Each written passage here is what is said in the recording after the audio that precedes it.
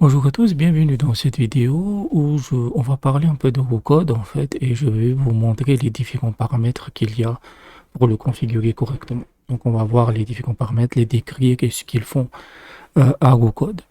Dans le même temps, cette vidéo s'accompagne aussi d'un guide texte que j'ai publié euh, sur PageRun en fait. C'est un guide complet avec des captures d'écran où je vais beaucoup plus en détail en fait et je suis juste une version texte de ce que je vais dire, même si là je vais être beaucoup plus compact en fait. Donc on va rapidement passer en desktop. Hop, c'est en desktop, c'est pas ça. Voilà, là on est en desktop et vous voyez le guide. Voilà, il coûte 5 balles, donc c'est juste je l'ai mis à achat, c'est pas beaucoup et il couvre tous les paramètres, en sachant que pour avoir un peu d'exclus en fait par rapport à cet article, pour que ce soit pas redondant, je le mettrai à jour pour parler des concepts avancés, euh, notamment sur tout ce qui est mode custom, les serveurs MCP, etc., etc. Mais là, on va juste parler qu'est-ce que c'est Eurocode, comment l'installer et configurer les paramètres principaux pour qu'il fonctionne, en fait. Tout simplement. Donc, on est dans le bon répertoire. OK. Donc, ça, c'est VS Code, hein, je l'ai lancé. Et Eurocode, vous le trouvez dans l'extension. Vous tapez dans l'extension et vous tapez Eurocode. En sachant que faites attention que vous tombiez sur le bon. Enfin, généralement, c'est le premier du nom. On va juste supprimer ça. Là, c'est celui-là. Root Code Previous Go Klein. Ah, parce qu'à la base, c'est un fork de Klein. Et quelles sont les différences? Klein, hein, je dois l'avoir, je ne l'ai pas ici, mais Klein, je l'ai aussi, mais je ne l'utilise plus. Pour une raison simple, c'est que Klein a une approche conservatrice quand il développe quand il implémente des fonctionnalités, c'est-à-dire qu'il attend vraiment que ce soit très stable. Rocode implémente les fonctionnalités dès qu'elles sont disponibles. Donc, vous avez les toutes dernières, on va dire, capacités en termes d'agent IA, mais ça va être instable. Moi, je préfère ça parce qu'il a beaucoup plus d'options, en fait. Voilà, il est genre mis à jour tous les jours, tous les 2 jours. Donc, une fois que vous l'avez installé, en fait, il va être dans votre barre latérale ici. Voilà, c'est l'icône en forme de Congo. Et donc, voici vos codes. En fait, vous avez la phrase, le paragraphe d'introduction. Et ça, c'est votre tâche, en fait. C'est mes tâches que j'ai fait pour ce dossier-là. Vous pouvez aussi ici cliquer, afficher les tâches de tous les espaces de travail. Mais ne cochez pas parce que comme ça, il va uniquement afficher les tâches que vous avez fait pour ce projet-là, c'est-à-dire dans le dossier actuel. OK? Ici, vous avez votre champ de prompt, donc rien de très compliqué. Là, vous tapez votre prompt, créez-moi quelque chose et vous pouvez, comme je le dis ici, vous pouvez mettre un arrobase pour avoir du contexte. Vous pouvez lui donner le terminal, une URL, ajouter un dossier, ajouter un fichier ou faire un guide comique. Voilà. En dessous, vous avez les différents modes en fait. Voilà, vous avez code, architecte, ask, debug. Et c'est les modes par défaut. Donc, c'est les modes, en fait, euh, qui vont dire à Google comment il va se comporter. Les deux principaux, c'est ce que moi j'utilise, code et architecte. Code, comme son nom l'indique, c'est qu'il va coder, en fait. Il a quasiment toutes les capacités. Architecte, c'est plus un planificateur, c'est-à-dire que vous lui dites, je veux créer une application avec telle fonctionnalité, planifie-moi, en fait. Et il va faire la planification. Il peut la sauvegarder dans un document en Markdown. Et ensuite, une fois que la planification est faite, c'est le codeur qui va prendre le relais. Grosso modo, c'est ça. Ask, c'est juste pour lui demander des questions, en sachant que, comme je l'ai dit, code, il a toutes les capacités, il peut modifier les fichiers, etc. Architecte, ça dépend des IA, mais lui, il ne peut pas modifier des fichiers, il peut uniquement créer des fichiers en Markdown pour la documentation. Ask, il peut rien faire. Vous pouvez juste lui demander et il va répondre, mais il ne peut pas modifier les fichiers. Et debug, en fait, c'est un mode spécifique quand vous arrivez à ne pas résoudre un problème. Mais avec ça, j'ai eu des soucis. Il ne comprend pas forcément ce que je lui dis. Donc, moi, je préfère toujours utiliser code et architecte. En sachant que ces modes-là, vous pouvez Donc, créez vous-même, en fait, dans les, dans les prompts, ici, dans les réglages. Donc, vous pouvez exister ici, vous pouvez en créer ici, mais on ne va pas le faire puisque c'est des concepts un peu plus avancés. Donc, ça, c'est le mode. On va juste le mettre en code. Voilà. Code. Et ici, c'est votre profil, en fait. C'est les profils de vos fournisseurs, des IA que vous utilisez. Et c'est l'une des raisons qui m'a fait passer de Klein au code, c'est que vous pouvez basculer rapidement d'un profil à l'autre. Ici, sur le côté droit, en fait, vous avez trois. Donc, ça, c'est la flèche pour envoyer la prompt. Hein. Vous pouvez le faire aussi avec la touche Entrée. Ici, vous pouvez lui fournir une image dépendant des capacités du modèle. Claude, Gemini et OpenAI, ils supportent les images et des modèles de vision. Mais DeepSeek ne supporte pas les images. Donc, voilà.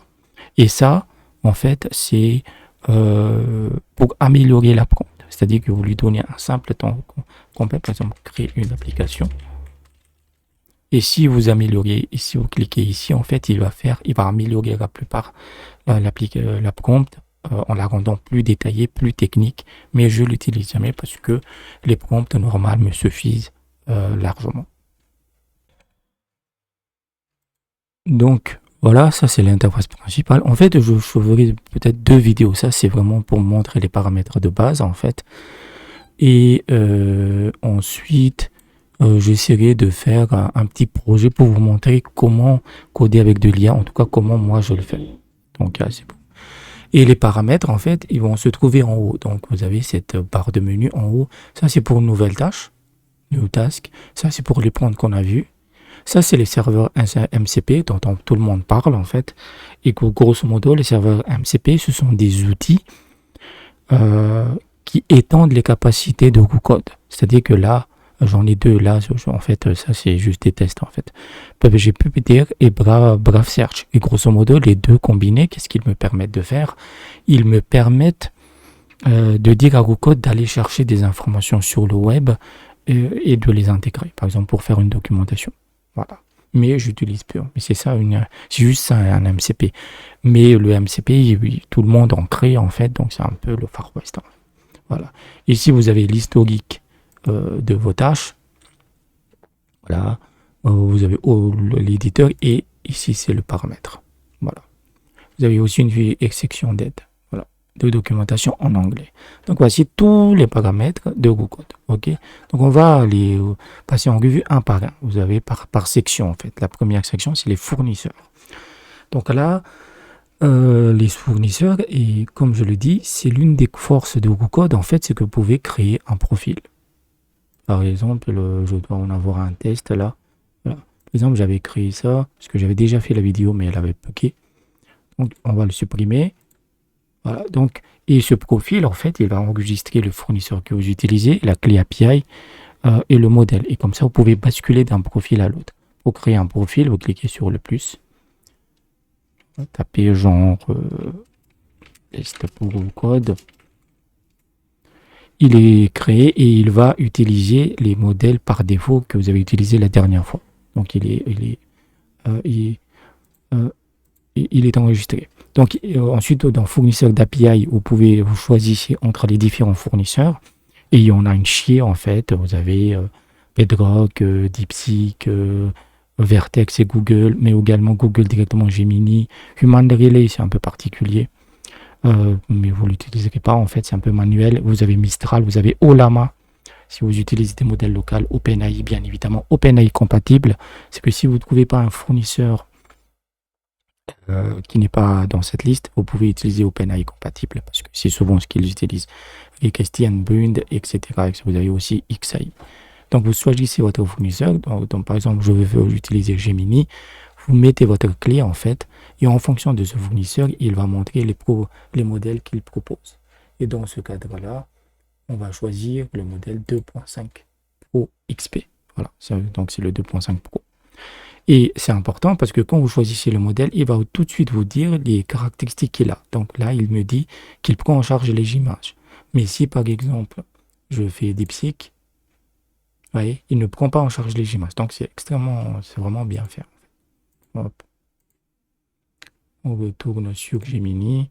ne prend pas en charge l'utilisation de l'ordinateur, ça c'est normal, c'est lié à Claude. Et ici aussi, vous avez, euh, hop, on va passer à ça. Il vous donne aussi, si c'est dans la limite gratuite, le nombre de requêtes gratuites. En fait, là, c'est 2 requêtes par minute. Voilà. Euh, Activer l'édition des diffs, c'est sa manière de modifier. Moi, j'ai désactivé parce que j'ai eu des problèmes avec ça. Et donc, c'est des modifications beaucoup plus rapides, en fait. Voilà. Mais vous pouvez activer si vous voulez. Voilà. Et utiliser une température personnalisée, ça ne cochez pas, ça c'est plus technique dans la température pour une IA, c'est juste son degré de créativité et pour le codage il faut que ce soit 0. Il est à 0 par défaut en fait, ne cochez pas cette option. Ensuite, donc le fournisseur c'est ça, et ça, en bas en fait c'est important, c'est la limite de débit, c'est-à-dire que c'est l'intervalle de requête en secondes entre les requêtes. Et c'est important si vous utilisez des IA gratuites. C'est-à-dire qu'ici, il dit 2 requêtes par minute. Okay, et là, moi, j'ai mis à 31. Comme ça, quand il fait une requête, il va attendre au moins 30 secondes avant de faire une autre requête. Et vous pouvez changer comme vous voulez. Voilà, comme ça, je sais que je ne vais jamais atteindre la limite de la requête par minute, en fait. Même si Gemini a aussi des requêtes limitées par jour, le mode gratuit.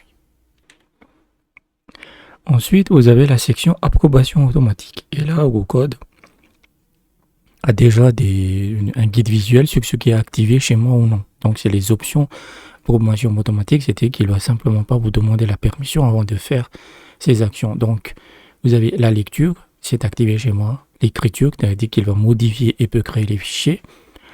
Il peut utiliser le navigateur si vous utilisez Claude.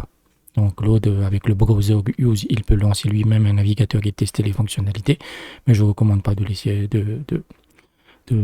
l'utiliser. J'expliquerai pourquoi et réessayer dans le cas où si votre requête API échoue à cause d'une limite, à cause d'une erreur, réessayer. Et est-ce qu'il peut utiliser les serveurs MCP? Oui, grosso modo c'est ça. Les modes, moi je l'ai désactivé, c'est-à-dire les modes, juste enregistrer ça. Les modes, est-ce qu'il peut basculer du code à l'architecte, par exemple, automatiquement. Moi, je l'ai fait, moi, je l'ai désactivé parce que, vous savez, comme vous pouvez avoir des IA différentes pour chaque mode, en fait, ça risque de foutre la pagaille. La pagaille, moi, je préfère avoir un certain contrôle. Les sous-tâches, ça, c'est lorsque vous avez un système de prompt complexe où il y a la tâche principale qui implique des sous-tâches. Voilà. Ça ne concerne pas vraiment des débutants et autres, mais ça peut. Mais je vous recommande aussi de désactiver, même si vous savez ce que vous faites, parce que si l'IA commence à être trop libre par rapport à ce qu'elle peut faire, en fait, ça risque vraiment de foutre la merde sur le long terme. Donc, voilà. Et exécuter, pour moi, c'est aussi non, je l'ai désactivé. C'est grosso modo s'il exécute les commandes dans ce terminal. C'est tout. Pourquoi? Parce que en fait, vous savez jamais comment il va lancer la commande. Imaginons que vous développez en Python. Généralement, on a besoin d'un environnement virtuel. Mais la commande, quand GoCode lance la commande, il, entre guillemets, lance un nouveau terminal. Ce qui fait que l'environnement virtuel n'est pas activé. Ceux qui développent le comprendront, en fait. Et donc, ça fout la merde. Je préfère l'exécuter moi-même. Voilà. Évidemment, pour le front-end, pour la création de dossiers via les commandes, là, c'est pas un souci. Mais moi, je préfère avoir ce contrôle-là, en fait. Ensuite, vous avez l'option inclure les fichiers en dehors de l'espace de travail. Ça doit être décoché parce que votre espace de travail, c'est simplement votre dossier actuel, en fait. C'est ça, l'espace de travail. Donc, il ne faut pas qu'il aille chercher ailleurs parce que ça n'arrive quasiment jamais.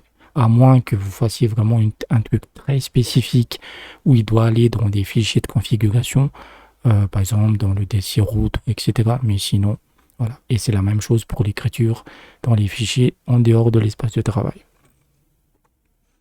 Voilà. Et allez essayer. Voilà. Et comme on a dit qu'il doit réessayer quand une requête échoue, bah là, vous pouvez mettre un intervalle. Combien de temps il doit attendre? Donc, il doit attendre 16 secondes. Ou vous pouvez mettre à 20 ou 30 selon les requêtes que vous voulez faire, en fait. Donc, voilà. Donc ça c'est l'approbation automatique. Lecture et l'écriture activée toujours. Navigateur, c'est pas nécessaire, mais moi je l'ai désactivé. Activé, mais parce que j'utilise pas code. Réessayer activer MCP si vous utilisez MCP. Voilà. Ensuite, vous avez le navigateur et utilisation de l'ordinateur. En fait, ça c'est le browser et computer use qui sont des technologies de Claude. Claude est capable de faire ça, c'est-à-dire que il est capable d'ouvrir lui-même une fenêtre de navigateur et tester la fonctionnalité que vous venez de coder. Pourquoi vous ne devez jamais l'utiliser? Parce que euh, il y a des inconvénients partout. D'une part, pour lancer une session de navigateur, tester la fonctionnalité genre une fenêtre de connexion, ça prend une plombe, alors que vous pouvez le faire en 5 secondes. Ensuite, ça consomme des tokens à des niveaux inimaginables. Alors que vous pouvez le faire gratuitement, vous lui dites par exemple, j'ai testé ton truc là, ça ne marche pas, etc. Donc, mais peut-être que dans certains cas spécifiques, vous avez besoin de l'activer. Donc ici, vous l'activez et vous pouvez configurer la taille de la fenêtre de navigateur qu'il va lancer, la qualité des captures d'écran, etc. Mais pour moi, c'est 9. Voilà, on le liste. Et enfin, les points de contrôle. Alors, les points de contrôle, qu'est-ce que c'est? Alors, c'est comme des instantanés en fait de vos tâches. Ok? Donc, si je les active, moi je les désactive je vous expliquerai pourquoi. Donc, je ne sais pas si on peut les voir ici. Donc, c'est des instantanés. Imaginez que vous avez une tâche. Vous avez la tâche A, vous avez la tâche B, vous avez la tâche C. Vous faites la tâche A, ça se passe correctement, le code est bon. Ensuite, vous passez à la tâche B. Ça marche aussi. Ensuite, vous avez à la tâche C, etc., etc. Sauf que quand vous faites cette tâche C, en fait, l'IA part en vrille et votre code devient un vrai spaghetti. Donc, votre application, elle bug et vous n'arrivez pas à corriger. C'est que vous arrivez à un point, si vous faites du codage IA, ça vous est sûrement arrivé, vous arrivez à un point où vous vous dites, c'est pas possible. C'est la merde, je ne peux plus retourner en arrière. Et vous pourrez retourner en arrière en activant les points de contrôle. C'est-à-dire qu'il va créer des instantanés du projet après chaque tâche. Donc quand vous avez activé ça, je ne sais pas si on peut le voir. Hop. Terminer. Oui, on peut le voir ici. Je ne sais pas si... Ça, c'est une tâche de test que j'avais fait. C'est un jeu de... Voilà. Quand vous commencez la tâche, en fait, et vous aurez cet exploit de contrôle initial. C'est-à-dire quand vous commencez une tâche, il va faire un instantané. Et ensuite, vous faites la tâche. Il va faire. Et ça aussi, c'est bien avec Rucode, en fait. C'est que quand vous lisez la tâche, il va vous proposer des options. Et ça, c'est vraiment cool. Vous faites la tâche, voilà, etc., etc. Et il va y avoir une option. Et voilà, en fait, c'est l'option point de contrôle. Et juste à côté, vous avez c'est les points de contrôle, en fait, que j'avais activés. Donc, vous avez deux options. La première, c'est voir les différences. Voilà. C'est-à-dire, la différence, c'est que qu'est-ce qu'il a modifié dans le fichier. Ça, c'est la première chose. Et la deuxième, c'est restaurer le point de contrôle. Si je clique dessus, vous aurez deux options. Restaurer les fichiers et les restaurer fichiers et tâches. Qu'est-ce que ça signifie? Grosso modo, si vous faites restaurer les fichiers, toutes les modifications qu'il a fait dans le fichier, il va les supprimer. Il va revenir à la tâche précédente. Si vous faites restaurer fichiers et tâches, il va supprimer les modifications, mais également les tâches ultérieures par rapport au dernier point de contrôle. Donc, imaginons que dans la tâche C, dans notre exemple, c'est la merde. Vous faites restaurer les fichiers et vous revenez, entre guillemets, par magie, à la tâche B, comme si de rien ne s'était passé. Donc, en théorie, c'est génial. C'est-à-dire que vous pouvez faire toutes les saloperies que vous voulez. Ça ramènera, ça réinitialisera le projet. Évidemment, une condition que j'avais oubliée, il faut que Git soit installé sur votre système. Donc, vous savez, sur Windows ou Linux, je n'ai pas besoin de détailler Git, en fait. Voilà. Moi, je vais revenir au point de contrôle. Moi, je les désactive. Pourquoi?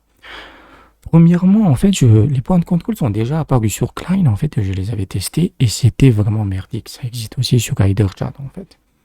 Et c'est pas propre, en fait. Quand c'est vraiment la pagaille, c'est pas propre parce que peut-être qu'il va supprimer les fichiers, les modifications des fichiers, mais il va pas supprimer les dépendances, par exemple, que vous avez installées via Python ou NPM. Donc, vous allez surcharger inutilement votre application. Ensuite, ça va consommer de l'espace disque, puisque évidemment, il prend un instantané. Voilà. Et troisième chose, il vaut mieux faire une sauvegarde manuelle. Voilà. C'est mon point de vue. Peut-être qu'aujourd'hui, les points de contrôle sont ultra robustes. En fait, je les teste pas. En fait, c'est juste que j'ai mon flux de travail. Je suis content de ce flux. Mais pour moi, en fait, ce que moi je fais ma séance, genre le matin de code. Et j'ai un script avec qui sauvegarde la totalité du projet vers un autre, c'est un dossier copié en fait.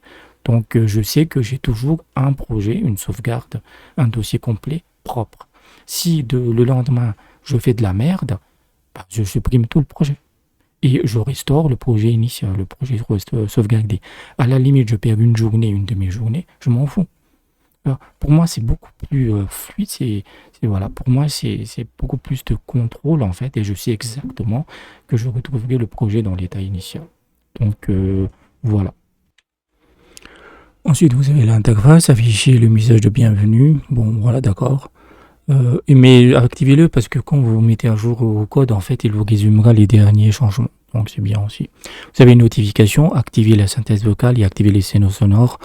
Moi, c'est plus des gimmicks. À la limite, les activer, les effets sonores, vous pouvez les activer dans le cas parce qu'il va mettre un effet sonore quand une tâche sera terminée. Ensuite, vous avez la gestion du contexte. C'est-à-dire comment l'IA va se comporter par rapport au contexte de votre code et de votre projet. Donc, le premier réglage, en fait, c'est le nombre d'onglets ouverts ici. Voilà, c'est le nombre d'onglets ouverts par défaut. Généralement, laissez tout par défaut. C'est 20, c'est largement suffisant. Légèrement suffisant. Limite de contexte des fichiers de l'espace de travail. L'espace de travail, c'est-à-dire dans votre dossier. La quantité de fichiers, en fait, que vous code, entre guillemets, en a conscience. Donc, généralement, c'est 200, en fait. Et c'est largement suffisant. Afficher les fichiers root ignore dans les listes de recherche. Ça, on va désactiver. Grosso modo, qu'est-ce que c'est le fichier root ignore? En fait, vous créez vous-même ce fichier à la racine de votre dossier, de votre projet, et vous mettez dedans les fichiers des répertoires que vous voulez que RuCode en fait ne prend pas en compte. C'est comme un git ignore en fait. C'est vraiment comme un git ignore. Par exemple, vous avez beaucoup de documentation externe et ça ne concerne pas votre projet. RuCode n'a pas besoin de le voir en fait. Donc, vous pouvez lui mettre un root ignore et comme ça, il ne va pas les analyser. Ensuite, seuil d'auto-trancature de lecture des fichiers. Et grosso modo, en fait, quand RuCode modifie des parties du code, il sait à peu près où il va le faire, en fait, parce qu'il peut analyser les fichiers. Donc, il a des débuts et des fins, des marques de début et des fins.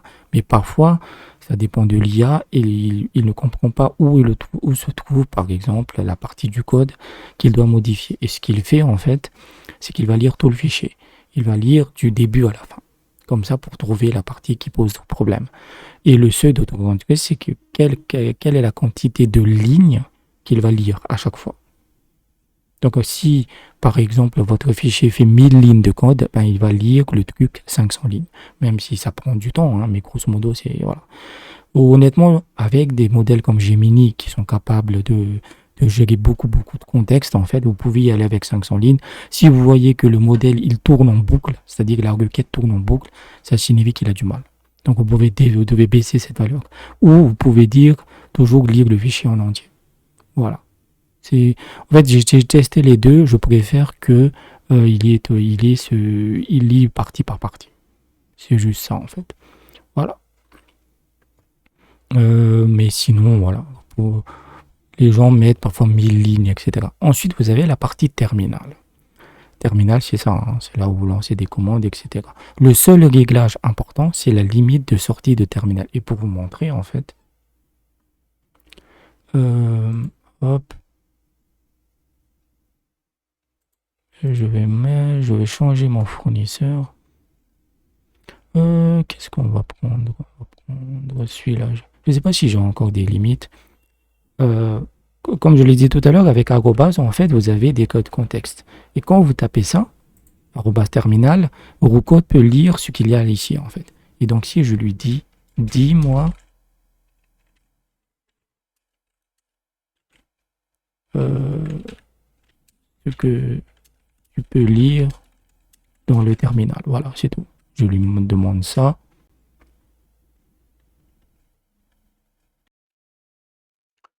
Donc, il a terminé. Il dit, le terminal indique que la commande, ça c'est un bug visuel, open index. Donc, il doit être quelque part par là. Voilà, open index, à lancer une session, etc. Il peut vraiment lire le terminal.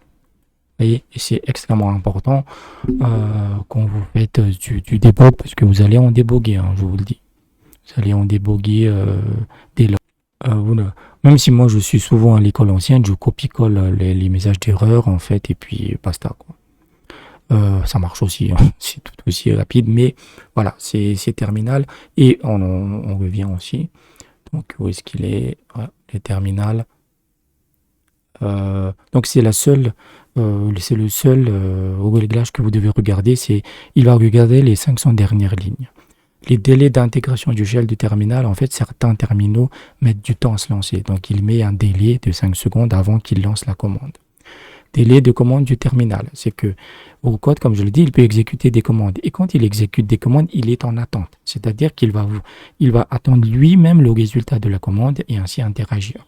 C'est très très puissant et donc combien de temps il doit attendre? 0 millisecondes. Ça marche très bien. Il n'y a pas de problème de souci. Ensuite, le reste des options, c'est beaucoup des cas et des shells très spécifiques. Activer le code contournement du compteur PowerShell. C'est ceux qui utilisent Windows. Oh, petit conseil, si vous êtes vraiment sérieux dans le développement, passez sous Linux. Ensuite, effacer la marque de fin de ligne ZSH. C'est un shell en fait, ZSS. Donc ça c'est pour ceux qui utilisent ça. C'est pas pour tous les gens. Et enfin, vous avez les fonctionnalités expérimentales.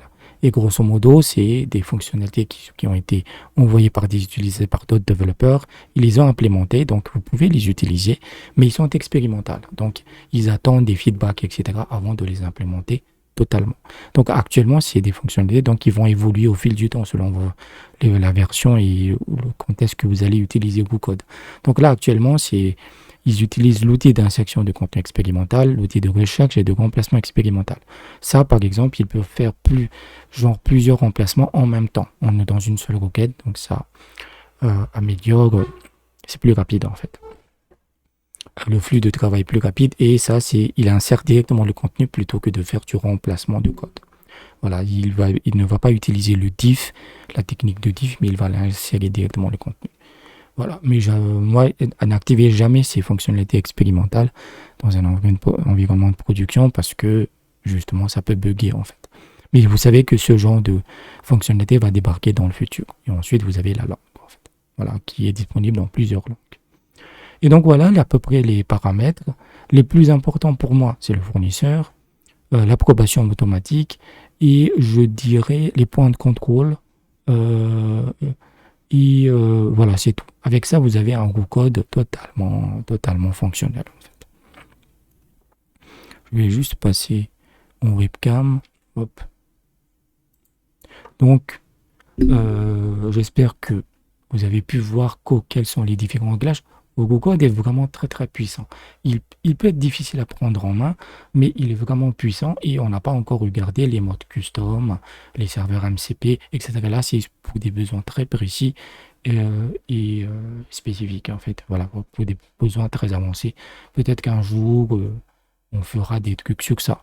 Donc, peut-être que prochaine vidéo, on va essayer de faire un tout petit projet, genre un truc en HTML pour vous montrer comment moi je fais un développement IA avec WooCode de A à Z. Voilà. Donc, n'hésitez pas à aller sur...